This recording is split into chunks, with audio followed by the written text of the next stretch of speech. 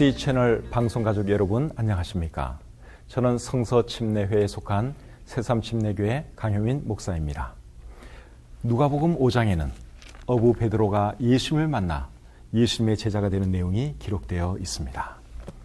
밤새도록 고기를 잡는다고 잡았지만 한 마리도 잡지 못한 베드로가 피곤한 몸으로 그물을 손질하고 있을 때 예수님께서 그에게 다가오셨습니다. 예수님은 몰려든 사람들에게 베드로의 배를 강단 삼아 말씀을 전하셨고 그 일이 계기가 되어 베드로는 예수님의 제자가 되었습니다. 베드로가 예수님을 만난 것은 그날이 처음은 아니었습니다. 요한복음 1장을 보면 그의 형제 안드레에게 이끌려 예수님께 나와 예수님을 만난 적이 있습니다. 그날 예수님은 베드로의 이름을 시몬에서 게바, 즉 베드로로 바꿔주셨습니다. 그 일이 있고 나서 베드로는 예수님을 다시 만나게 되었고 다시 만난 그날 베드로는 예수님이 어떤 분인지 정확하게 알게 되었고 예수님의 제자가 되었습니다. 베드로가 예수님의 제자가 될 수 있었던 데는 몇 가지 이유가 있습니다. 첫째는 그의 배가 비어 있었기 때문에 가능했습니다. 예수님을 만난 그날 고기를 많이 잡아서 배가 고기로 가득 차 있었다면 어떻게 되었을까요? 예수님께서 베드로의 배를 사용하셨을 리도 없고 베드로가 예수님의 제자가 되는 일도 없었을 것입니다. 오늘날에도 예수님은 어떤 사람들을 찾아가시는 줄 아십니까? 빈 배와 같은 마음을 가진 사람들을 찾아가십니다. 예수님께서 말씀하시기를 심령이 가난한 자는 복이 있다 하셨는데 심령이 가난한 자가 바로 빈 배와 같은 마음을 가진 사람이라고 할 수 있습니다. 욕심으로 가득 찬 마음, 교만으로 가득 찬 마음에는 예수님께서 찾아가실 수가 없습니다. 둘째는 베드로가 예수님의 말씀을 가까이서 잘 들었기 때문에 가능했습니다.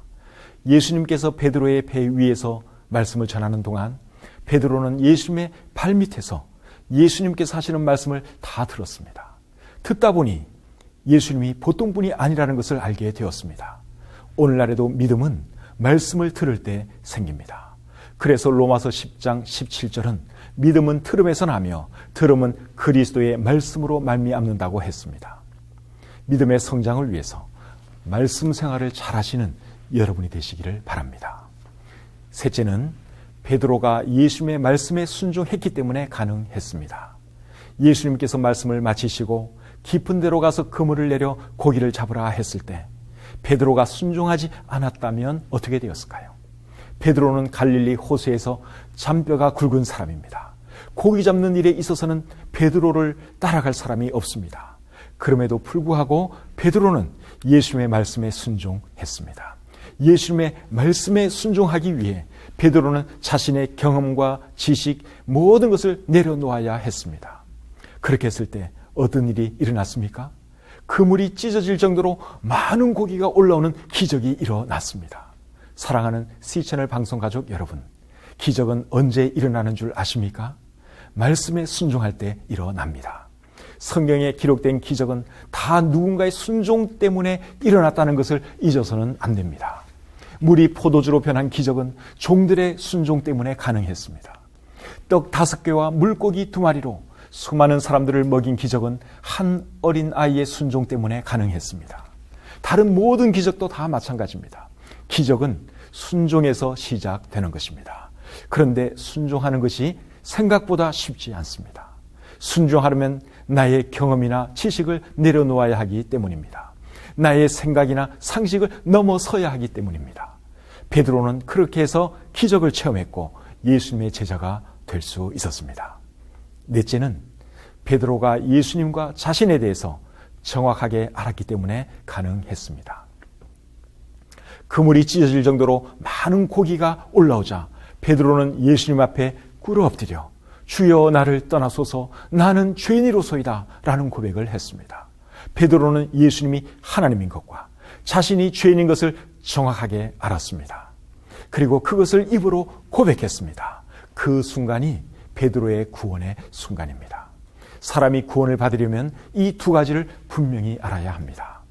자신이 죄인인 것과 예수님이 하나님인 것, 이 2가지를 모르고서는 어느 누구도 구원받을 수 없습니다. 5째는 베드로가 예수님을 최고 가치로 여겼기 때문에 가능했습니다.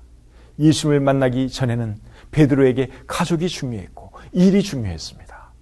그런데 예수님을 만나고 나서는 예수님이 제일 중요한 가치가 되었습니다. 그렇지 않고서야 어떻게 모든 것을 버려두고 예수님을 따를 수 있었겠습니까?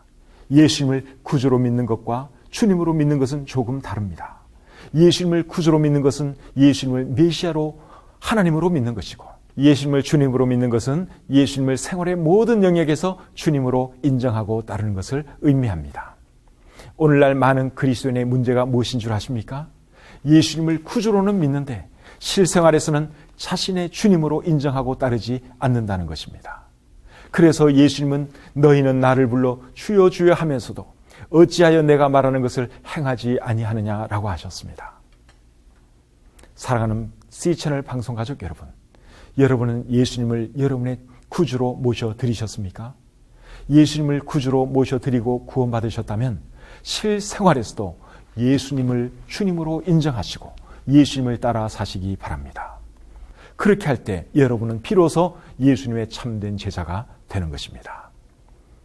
지금까지 성서침례회에 속한 새삼침례교회 강효민 목사였습니다.